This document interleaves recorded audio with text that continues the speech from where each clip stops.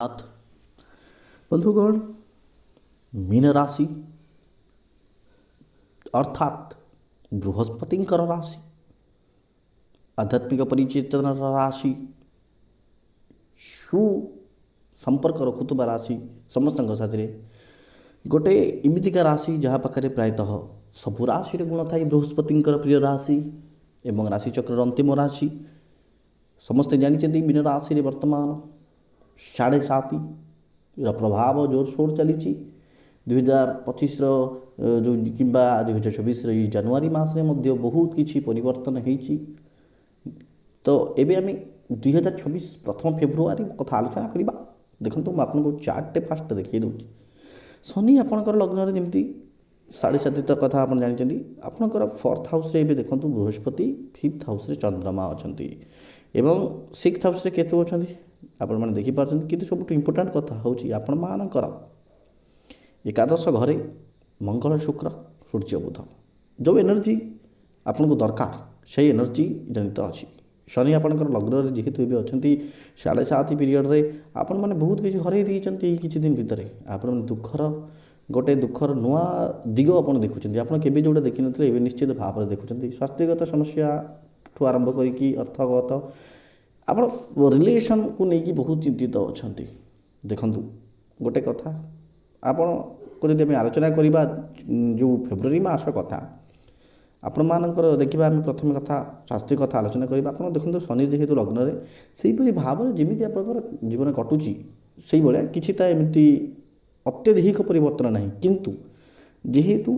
केतुंकर प्रभाव अच्छी 6ठ घरे आपण चिंतार तो रे डिप्रेशन शिकार हे तत्सहित आपण मानक एंजाइटी एवं आपण मैंने देखूँ केतु सूर्य घरे अच्छा तो ये कौन है ना सूर्य तांको बहुत मात्रा रक्षा करेंगे मीन राशि लोक केमी कौन रोगरू निराकरण पाइबा किंतु जेहेतु मीन राशि वर्तमान शनि लग्न एवं केतु वर्तमान 6ठ भाग निश्चित भाव में आपण मानक पेट जनित प्रोब्लेम हो कि आपण मैंने देखूँ मानसिक जंत्रणा एवं कौन सी देखिए आपण मानकर वाद विवाद ये सब जिन परिलक्षित हो तो स्वास्थ्य क्षेत्र देखा गले फेब्रुआरी मासटी मीन राशि एतेटा भल नुह जदिव भल नुह किंतु ये आपन को बृहस्पतिंकर बहुत ही हेल्प मिल अर्थ पाई देखु गोटे कथा अर्थ घरे ये मेष राशि अर्थात ये मंगल आपंकर बसी एकादशी तो आपंकर मंगल से शुक्र सूर्य बुध रही देखो एकादश भाव बहुत भल भाव लाभ भाव जेहेतु चतुर्वर्गी ग्रह बसी निश्चित भाव में आपण मानक गोटे प्रेरणादायक समय राहु किंतु आपंकर बसी कौटी कहली 12तम घरे अर्थात आपंकर जो आम देखा व्यय घर अर्थ जीवार घर राहु से आपंकर बसी तो आप इनकम करेंगे किंतु आपंकर व्यय देखा आपंकर कोर्ट कचेरी झगड़ा किंबा पारिवारिक कलह निश्चित भाव में देखा जाउछि पारिवारिक कलह निश्चित भाव में देखा जाउछि कौन ना कौन छोट मोट कथा को लेकिन आपण मानक भितर पद विवाद रहिबो जेहेतु शुक्र मंगल सूर्य बुध रहिले आपनकर एकादश भाव में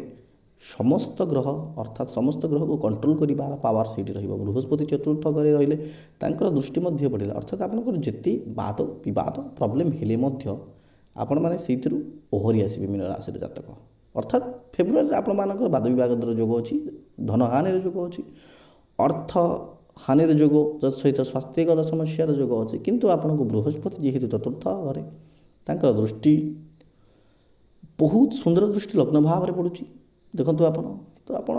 कामयाब अर्थात आप सफलता पाइबा निश्चित भाव में मासटी प्रযোज्य कहवाक गले निश्चित है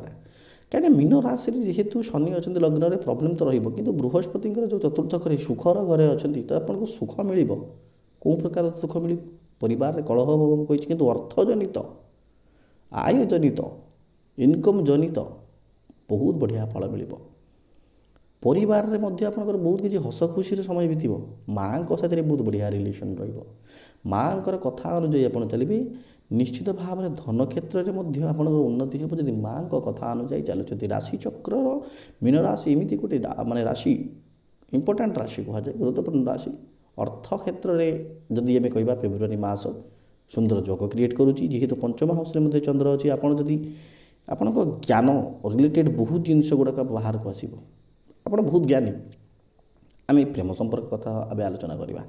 ପ୍ରେମ ସମ୍ପର୍କରେ ଏଠି ଷଷ୍ଠ ଯେହେତୁ 6 ଲେଖାଯାଇଛି ସପ୍ତମ ହାଉସ୍ରେ, ପାର୍ଟନରସିପ୍ ହାଉସ୍ରେ,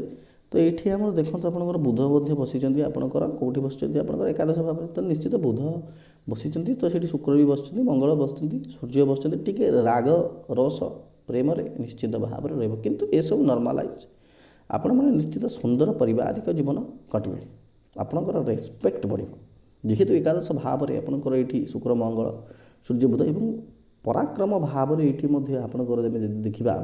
ବୃଷଭ ରାଶି ଅର୍ଥାତ୍ ବୃଷଭ ରାଶିର ଯେଉଁ ଘର 2 ଲେଖାଯାଇଛି ଆପଣ ଦେଖନ୍ତୁ, ତ ଏଇଠି ଯେହେତୁ ଶୁକ୍ର ଏଇଠି ଫାଇଦା ଆପଣଙ୍କୁ ଦେବେ, କିନ୍ତୁ ଏଇଠି ଗୋଟେ ହେଲ୍ଥର ଆଉ ଗୋଟେ ପ୍ରୋବ୍ଲେମ୍ ମଧ୍ୟ ଦେଖାଯାଉଛି, ଯେ ଚିନ୍ତାଜନିତ ଏଇଠି ବି ଦେଖାଯାଉଛି। ଚିନ୍ତାଜନିତ ଯଦି ଝିଅଟା ହେଇଥିବ, ସ୍ତ୍ରୀଟା ହେଇଥିବ ସ୍ୱାମୀ ପାଇଁ, ସ୍ୱାମୀ ଯଦି ହେଇଥିବ ସ୍ତ୍ରୀ ପାଇଁ, ନିଶ୍ଚିତ ଭାବରେ ଚିନ୍ତାର ପରିଦର୍ଶିତ ମାର୍ଗ ଦେଖାଉଛି। ଅର୍ଥ କ୍ଷେତ୍ରରେ ବହୁତ ବଢ଼ିଆ ଅଛି। ଚିନ୍ତାଜନିତ ତ ପ୍ରୋବ୍ଲେମ୍ ରହୁଛି, ସ୍ୱାସ୍ଥ୍ୟଗତ ପ୍ରୋବ୍ଲେମ୍ ରହୁଛି, ଆପଣ କେଉଁଠି ସମ୍ମାନ ମଧ୍ୟ ପାଇପାରନ୍ତି, ଏ ଜିନିଷ ଏଇଟା ଦେଖାଯାଉଛି। ତତ୍ପଶ୍ଚାତ ଯଦି ଆମେ କହିବା ଏଇ ମାସଟା ଏତେଟା ବି ଖାସ୍ ନୁହେଁ। କ'ଣ ପାଇଁ? କାହିଁକି କହିଲେ କେତୁ ଆପଣଙ୍କର ବସିଛନ୍ତି ଯେହେତୁ ଷଷ୍ଠ ଘରେ ଏବଂ 12 ଘରେ ରାହୁ ବସିଛନ୍ତି, ଏଇଟା ଯଦି ଓଲଟା ହେଇଥାନ୍ତା ବହୁତ ବଢ଼ିଆ ଫଳ ହେଇଥାନ୍ତା। ତ କିନ୍ତୁ ଯେହେତୁ ଆପଣଙ୍କର କେତୁ ଆଉ ରାହୁଙ୍କର ଏମିତି ଯୋଗ ଅଛି, ଆପଣମାନଙ୍କୁ ଟିକେ ଜଗି ରଖି ଚଳିବାକୁ ପଡ଼ିବ। ଗ୍ରହର ଯେଉଁ ଟ୍ରାନଜିସନ୍ ହେବ, ଯେତେବେଳେ ଗୋଚର ରାହୁ ତ ଏଇଠି ନିହାତି ରହିବେ, ତ ଆପଣଙ୍କ ସ୍ୱାସ୍ଥ୍ୟ କ୍ଷେତ୍ରରେ ନିଶ୍ଚିତ ଭାବରେ ଆପଣଙ୍କୁ ଜଗି ରଖି ଚଳିବାକୁ ପଡ଼ିବ। ଯେହେତୁ କେତୁ ଅଛନ୍ତି, ବିବାଦ ବି ହେବ ଆପଣମାନଙ୍କର। ଏଇଟା ନିଶ୍ଚିତ ଭାବରେ ଫେବୃଆରୀ ମାସ ନୁହେଁ, ଏଇଟା ଅଲଗା ମାସ ପାଇଁ ଅଛି। ଅର୍ଥ କ୍ଷେତ୍ରରେ ବହୁତ ଭଲ ଅଛି, ପୁଣି ଆଉଥରେ କହିଦେଉଛି। ଏବଂ ଆପଣଙ୍କୁ ବହୁତ ଇମ୍ପୋର୍ଟାଣ୍ଟ କଥା, ବୃହସ୍ପତି ଆପଣଙ୍କୁ ସମସ୍ତ କାର୍ଯ୍ୟରେ ହେଲ୍ପ କରିବେ। ତ ଏଇ ମାସଟି ଆପଣଙ୍କ ପାଇଁ ଆଭରେଜ। ହନୁମାନ ଚାଳିଶା ପଢ଼ନ୍ତୁ, 7.5 ଚାଲିଛି, ହନୁମାନଙ୍କ ଚାଳିଶା ପଢ଼ିବେ। ଆଉ ରାହୁଙ୍କ ପାଇଁ ମୁଁ ଗୋଟେ କଥା କହୁଛି, ରାହୁଙ୍କର ବୀଜ ମନ୍ତ୍ର ପାଠ କରନ୍ତୁ। ଓଂ ଭ୍ରାଂ ଭ୍ରିଂ ଭ୍ରୌଂ ସହ ରାହବେ ନମଃ, ସିମ୍ମିପୁତ୍ରାୟ ନମଃ, ଓଂ ରାଂ ରାହବେ ନମଃ। ଭଗବାନ ଗଣେଶ ମହାଦେବଙ୍କ ଆରାଧନା କରନ୍ତୁ, ସମସ୍ତ ପ୍ରୋବ୍ଲେମ୍ ଦୂରୀଭୂତ ହେବ। ନିଜର ଜାତକ ଦେଖିବା ପାଇଁ ଆମ ସହିତ କଣ୍ଟାକ୍ଟ କରନ୍ତୁ, ସ୍କ୍ରିନ୍ରେ ଦିଆଯାଇଥିବା ନମ୍ବର ସାଥିରେ। ଜୟ ଜଗନ୍ନାଥ।